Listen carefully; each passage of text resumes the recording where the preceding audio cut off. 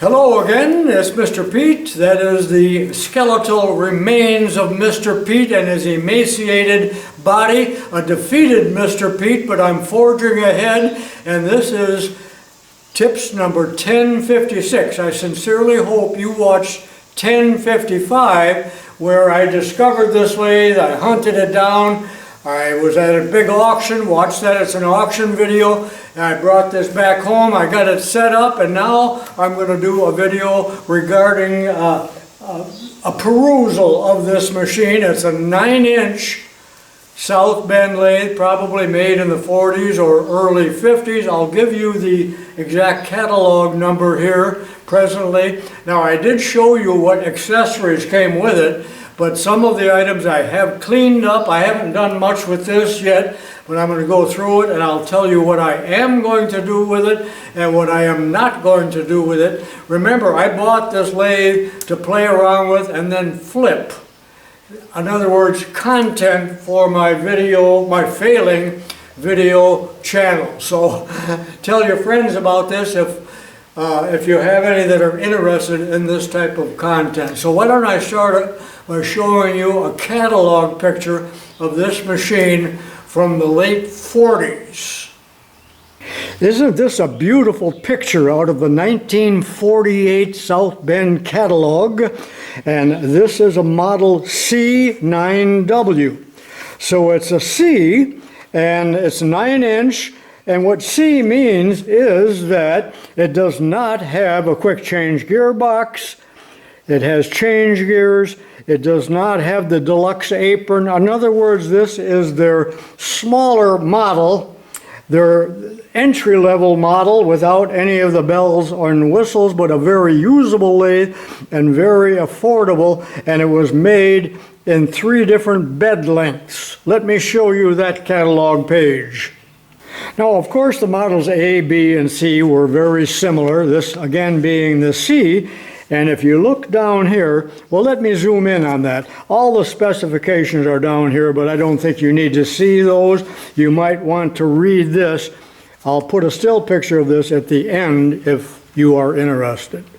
Okay, I've zoomed in on the spec sheet, and as you can see, this is a Model C, and I've got a little mark there, number 415-ZC, and it's a 3.5-foot bed.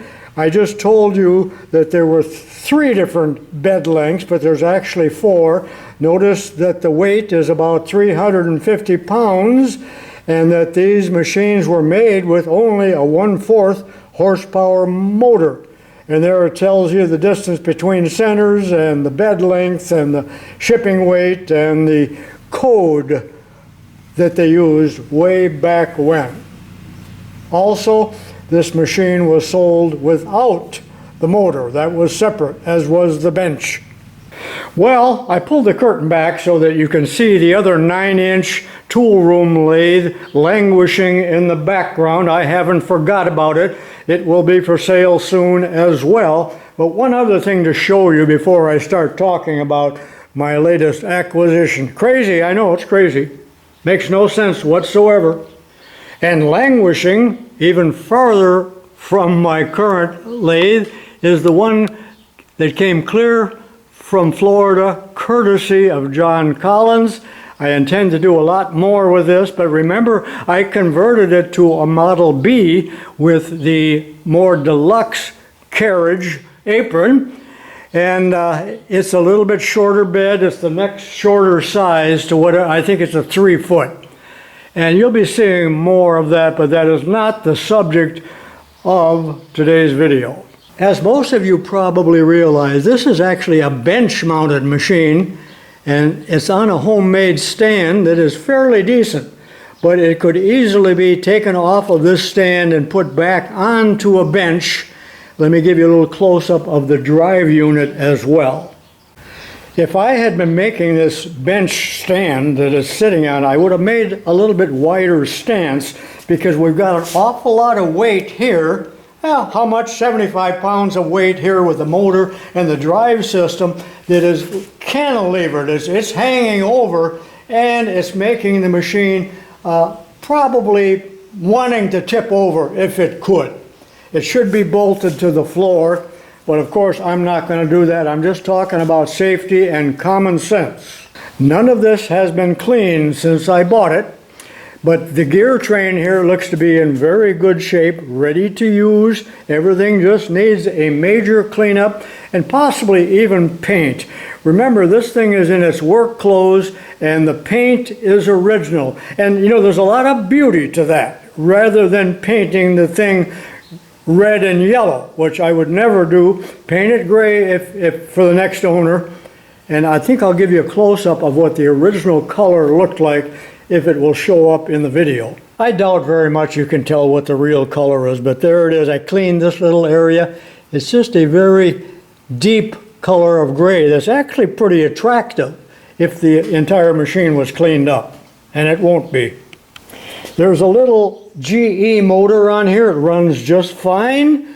I'm not sure if it's original, but it looks old enough to be original, and it runs like a Swiss watch. I hope you watched the original video, number 1055, where I first came upon this preposterous setup. Never in my life have I seen a lathe with two chucks. So I think the deal here is, as I examined it, we've got a Skinner, and it's marked South Bend 4-jaw chuck, which is just great, but this chuck does not belong on this machine. It has a small, I believe it has the 1-inch threaded hole, and it's marked AMT, which I believe was American Tool Company, and I believe it's actually a woodworking chuck. I'm not totally positive, but Bubba's idea here was, since I don't have a 3-jaw, I'll just put it in the 4-jaw. Well, he did several things that were wrong. First of all, he's got an extra inch here that he doesn't need, and the entire length, if you have work installed, we're what? 8 or 10 inches away from the rigid point, and this is way too much weight on these flimsy little bearings. So Bubba was insane. Certifiably, probably homeless out in LA right now. But just for the heck of it here in a minute, I'm going to put a dial indicator, I'll tighten this up, a dial indicator on here, and we'll see how accurate it is, because it could be brought into zero, really, because we got a 4-jaw chuck. Was Bubba capable of that? Huh, you tell me. Okay. Look at that needle oscillate. That's the best that Bubba could do. So it's approximately, what, 10 or 15 thousandths off? Maybe even more. So what he did here is, of course, totally outrageous. Let me show you another thing that I think is going to make you laugh. All right, let me spin this chuck off without smashing my fingers, if I can. You see the little hole here? I believe that's a 1-inch by 10 or 8, and it's marked AMT. Can you see that? So I think that's a woodworking chuck, especially judging by what the jaws look like, and there are no spare jaws, but you got to get a load of this thread here. It looks like it was cut by Conan the Barbarian. No wonder it doesn't run true. Okay, let me spin this 6-inch Skinner chuck off. And by the way, the threads here look great. That sure does look like a short spindle compared to what I've been using. But as you can see on this chuck, which will clean, no you can't. And this will clean up, but right here it does say South Bend lathe made by Skinner, which was a very good company. So that's a perfectly good chuck, just needs a really good cleaning up by you, the next purchaser. But one good thing that did come from this auction was this nice Spindle Chuck. See, it's a 1.5 by 8 or whatever it is, but I have never heard of this brand, but I have a micrometer by this brand that came from the same auction. It is made in the USA. And it's made by the Allman Company. And I did look up on Google, if you're interested, look it up. And they're out of Massachusetts. They made chucks and micrometers and a few things like that, but this of course will screw right onto the spindle like that. And one thing that I think is interesting, it did come with a chuck key, but the chuck key is damaged. There's a couple teeth missing out of it. But what's interesting here is that, you know, we have much discussion over the years about chucks, whether they be drill chucks or lathe chucks. Many people insisting you got to tighten them first with one hole and then the other and then the other, and then you have achieved your final tightness and accuracy. I never did subscribe to that. I know that's a point of argument, but there's only one hole on this one, and there's a nice knurl here. This is really a nice chuck. I did polish it up just a little bit off camera. Let me put a piece of true stock in there, and I'll put the indicator on it as well. Remember, this won't come with a lathe. That's going to be downstairs on my Craftsman. I think you are aware of the fact that Jacobs made these chucks in different thread sizes. I think I do have one. They're just beautiful for small work. Are they accurate? One thing I don't like about them, they extend out from the spindle quite a bit, but I've got the indicator on. This is a reamer actually. So let's turn it over here and see. You see it's within, no you don't see, let me zoom in. It's within 4 thousandths. That's rather amazing because it might have been 2 or 3 thousandths when it was brand new. They never probably were spot on, but these are very handy chucks. And by the way, if you are not familiar with my channel, I do have a bunch. I have 7 different video courses, training courses that I do sell, but there is one on how to run a South Bend lathe, 50 chapters. I do make promos on that from time to time if you're interested. The only thing that I have done to this machine, besides a little bit of superficial cleanup, is I did oil the main bearings and the bearings back there on the jack shaft and some of the oilers here on the carriage, because I don't even want the thing to rotate till I make sure that it is properly lubricated, and I think all of you gearheads understand that.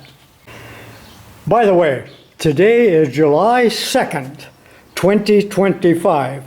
And I'm going to show you something remarkable. This lathe has never been in a school. This is what it should look like. This is what the compound should look like if it had been in a school, where the chuck came around and totally buggered up, and where they broke out the T-slot and then tried to pry it out without loosening up the screws. So that's what you can expect out of a school. But look at this one. It's just like it has never been used. I mean, not even one nick right here, if I could zoom in for your viewing pleasure. Look at that. How could it be that perfect in this area? I don't know. Again, I do not like these tiny little dials that are about 1 inch in diameter. You can't see them at all when you're 80 years old. Plus they need a good cleaning, which I will leave up to you. Now, depending on what you know about older machinery, you should expect the bed and the ways to be pretty well chipped up and mangled, having things dropped on them over the years, but this is really quite good. Now, I do see a little bit of a nick right here, which would not affect anything, but overall, this machine either has very low hours on it, or whoever did own it for many, many years was very careful with it. And same thing with subsequent owners over the years, but I have the feeling that this probably hasn't been used in 50 years. So what are my plans for this before I sell it?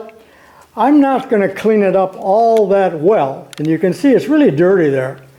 But I do plan on, and I'll probably put it in the next video, I believe I'm going to take the compound off and the cross slide and even the carriage, clean that up superficially, of course, and lubricate it well, make sure there's nothing under the moving parts. And as you might have noticed, that the tailstock isn't even on here right now. I took everything off that I could to lighten the load when we loaded it, because remember, I did this with my 18-year-old grandson and my wife and me, and we just jockeyed it around, which wasn't easy. It does weigh around 400 pounds.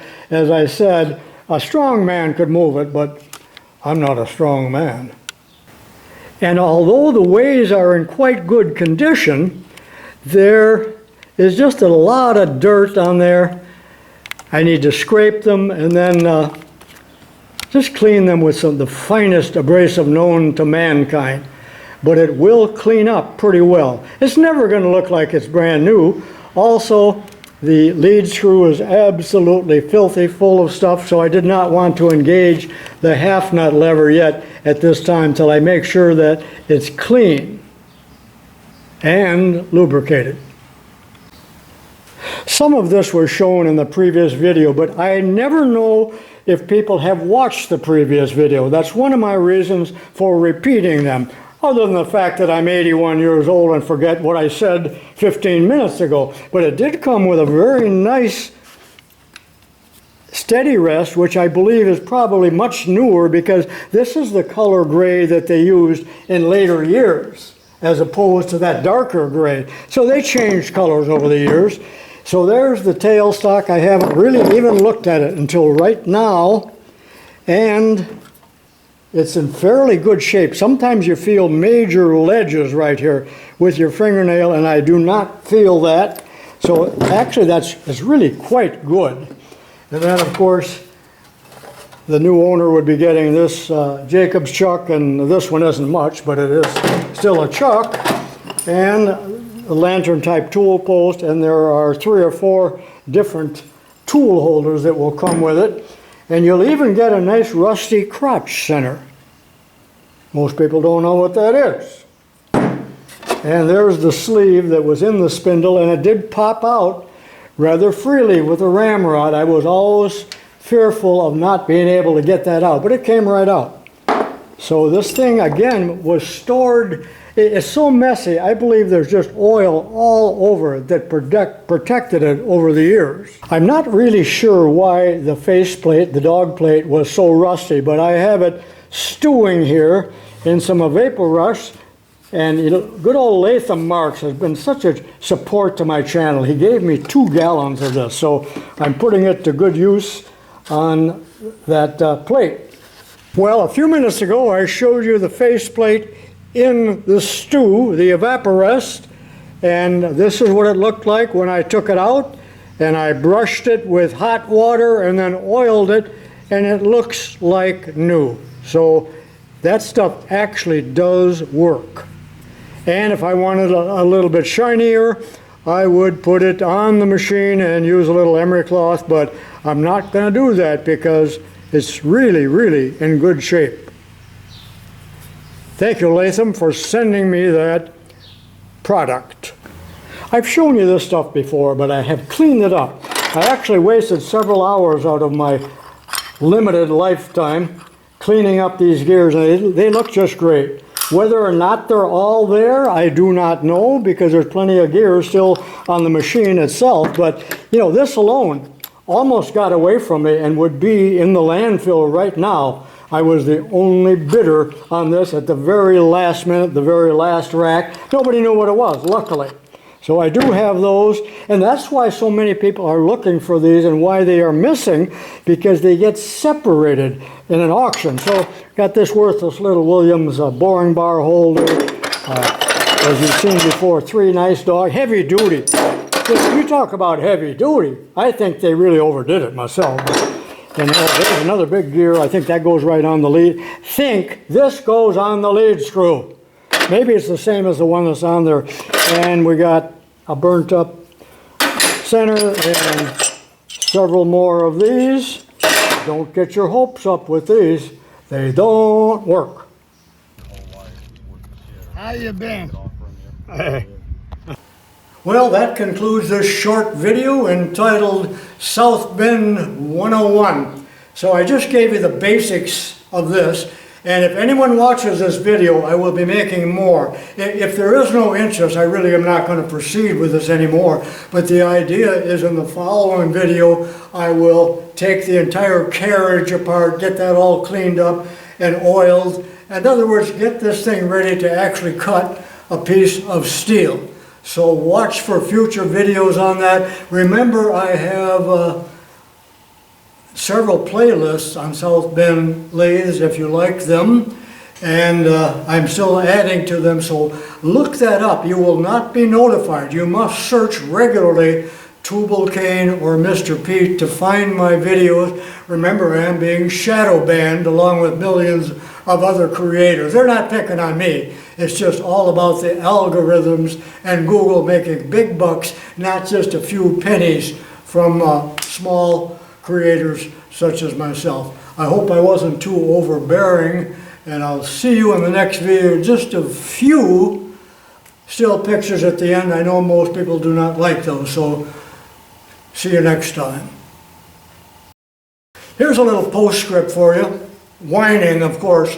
I am so sick and so tired of people interrupting their video constantly to say, please subscribe, and sometimes there's a big thing that flashes, comment, do this, do that, don't forget to push the thumb. I get so sick of that, and that's why I don't do it really on my channel to any degree at all. Besides, subscribers mean absolutely nothing.